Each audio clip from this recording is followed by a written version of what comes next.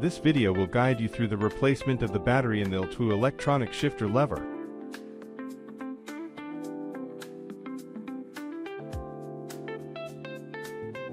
Fold back rear end of the shift lever cover to expose the battery cover.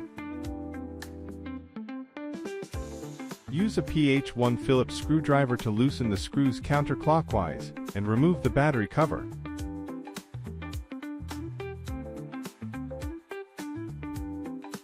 Use a flathead screwdriver to remove the battery. When replacing the battery, insert it according to the polarity markings, cover the battery cover, and tighten the screws clockwise.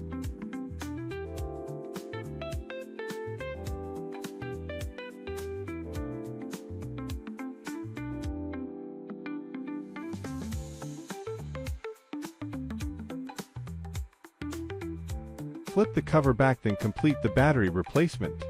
Thank you for watching this video.